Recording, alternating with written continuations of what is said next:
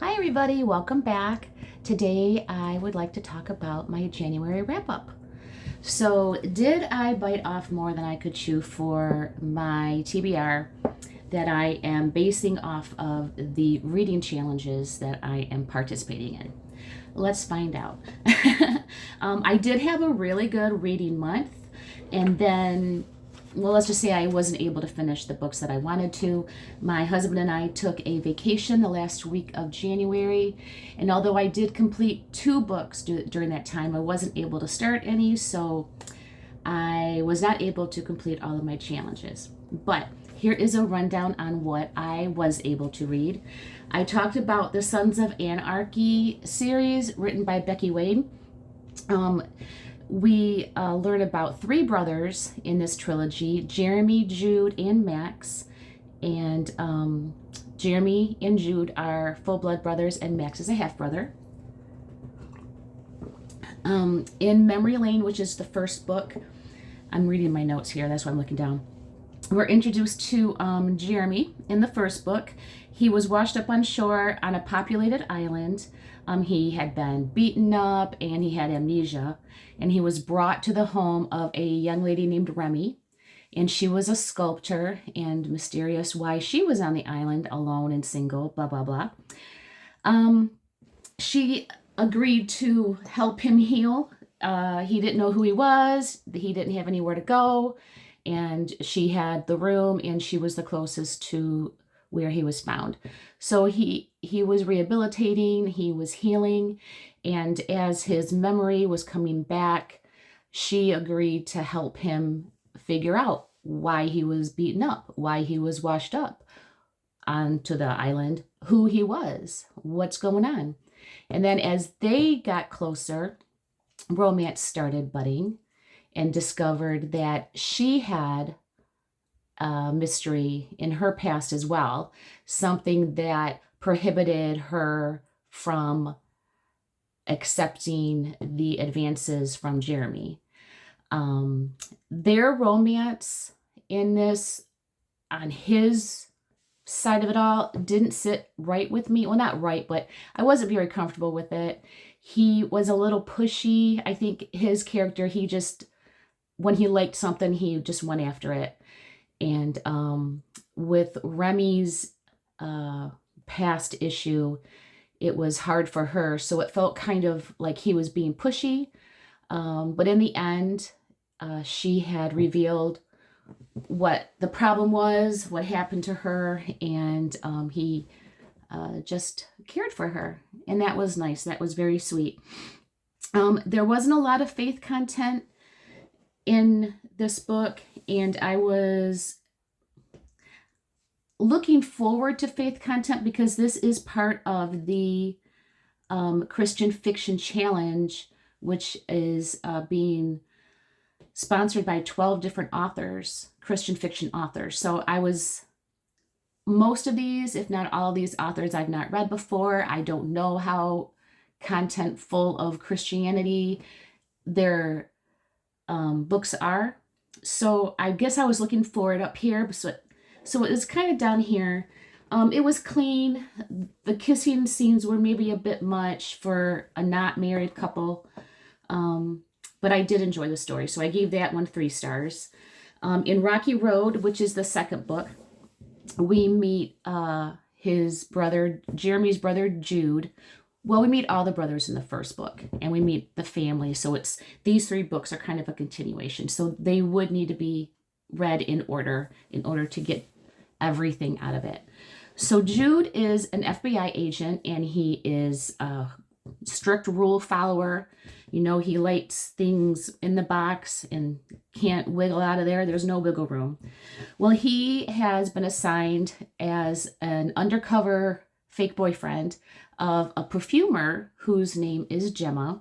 And she is not a rule follower. She's feisty, she's bold, and the complete opposite of Jude. Well, during this case, of course, they have feelings budding for each other. But, you know, the FBI has the rule, no hanky-panky between people who are working together. So he didn't really know how to navigate that. And the way he handled it was just so sweet. Jude's my favorite brother of them all. So it was really nice the way he handled things, and the faith content was a little more in this book, but I really appreciated the romance, how he went about the right way to court or go after Gemma. The mystery there, the case that they were solving, I did enjoy the writing of that. So yeah, so that was good. That was Rocky Road, and I gave that 4 stars. And then the third book, which is called Uneasy Street, is where we talk about Max, the half-brother, and why he's the half-brother.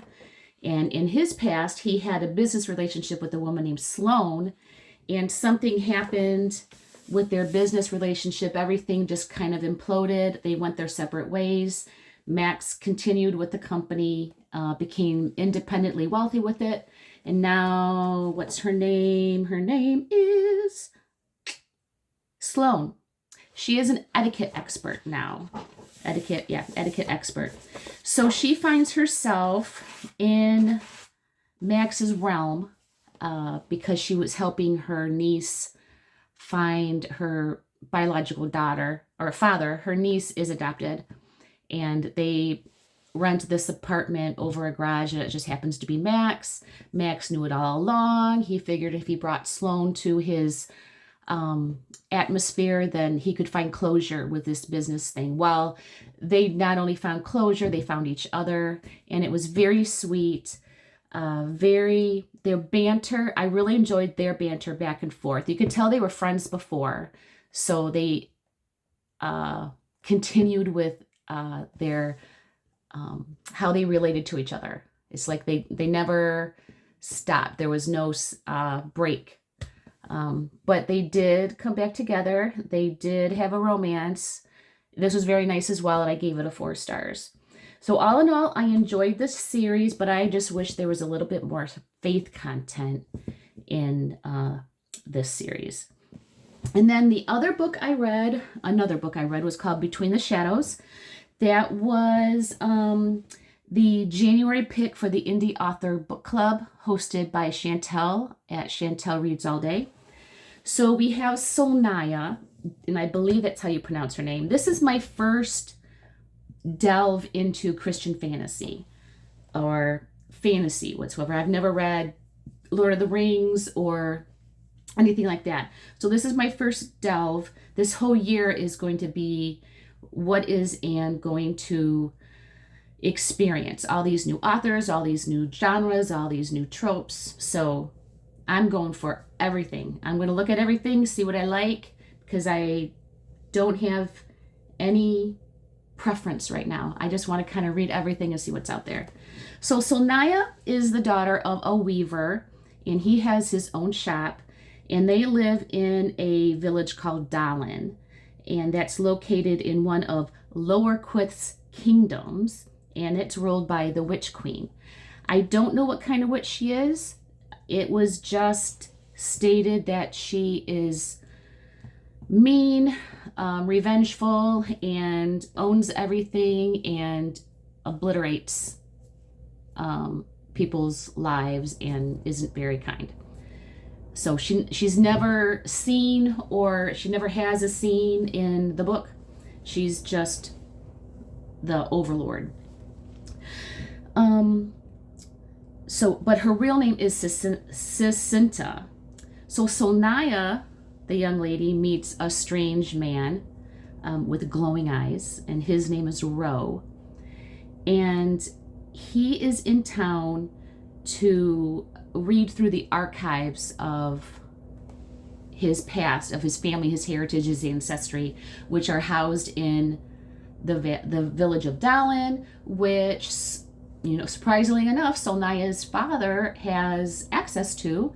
So Solnaya helps Ro get to these archives and learn about his past. He's also sort of blind, so she needs to help him with reading and whatnot. And, what kind of guy is this Ro? His eyes glow. He is kind of mysterious. He doesn't want anybody to see his face.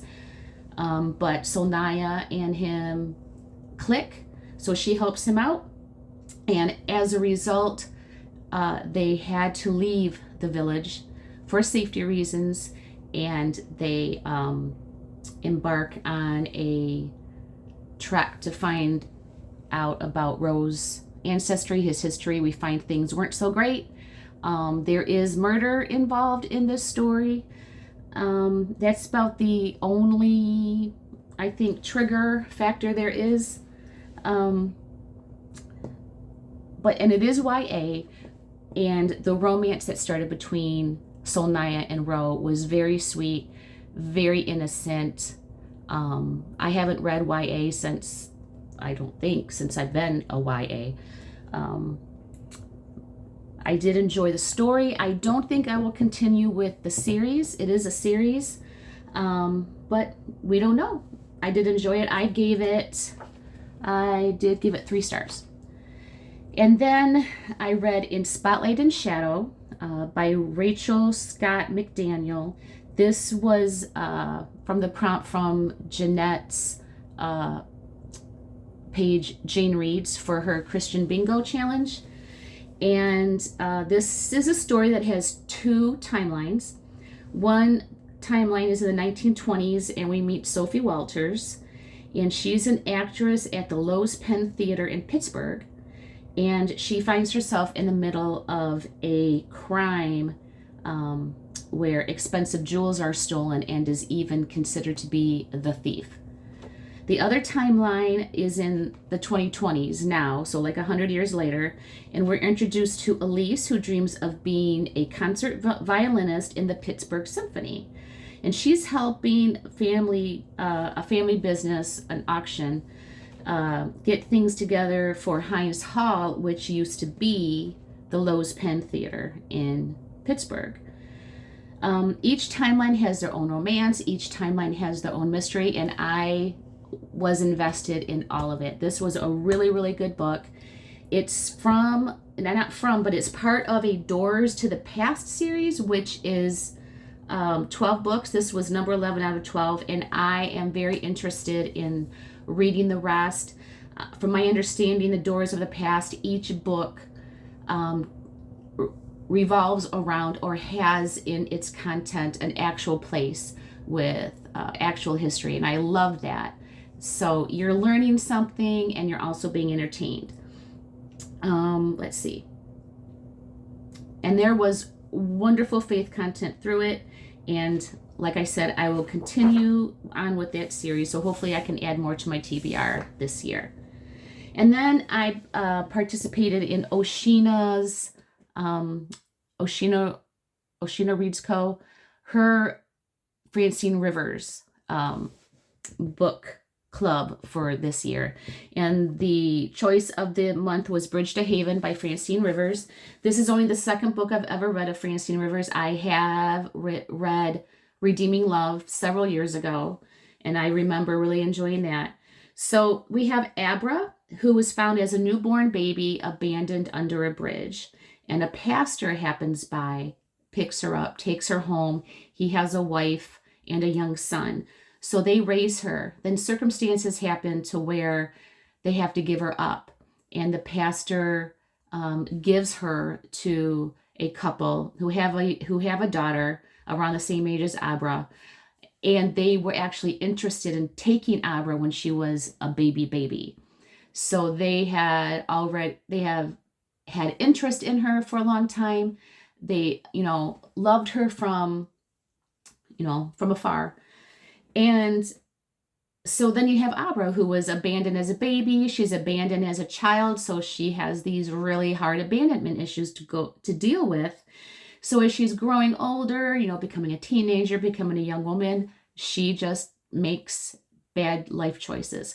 And that leads her to experiencing some really traumatic things in her life. She ends up in Hollywood, becoming one of the most popular starlets in Hollywood. This is in the 1950s. All of the history and just the description of Hollywood life back then was I really enjoyed. Francine Rivers added a lot of names, popular names that were real back then, like Bing Crosby and all sorts. It was just, I really, really enjoyed that part. So she hit rock bottom when she was there. She hit rock bottom. She didn't know what to do, and she was miserable. But her family and friends back home did not give up, and they continued to pray for her. And there's this one scene or one part that I really liked, where this lady, Mitzi, that she was taking piano lessons from when she was a girl, Mitzi ended up getting her to play the church hymn songs. And so her prayer was that the lyrics that Abra knew by heart from playing the piano for the church would basically inundate her head and lead her back home. And that did. And that really resonated with me. And I pray for my son that it happens. So maybe I'll talk about that someday. But yeah. So I really, really enjoyed the faith content in this. There were not a lot of, but things were heavy. There was rape, there was murder, there was infidelity,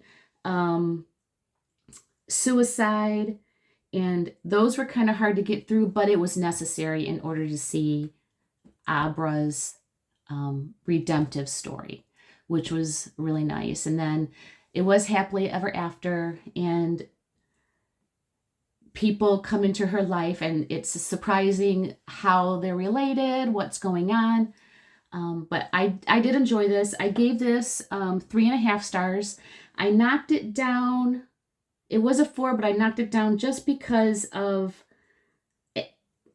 all of the how much she got us involved in those really heavy issues. So, I mean, other people may have given it 4 stars or 5 stars, which is fine, but it was just a little too much for me. But I will be continuing with the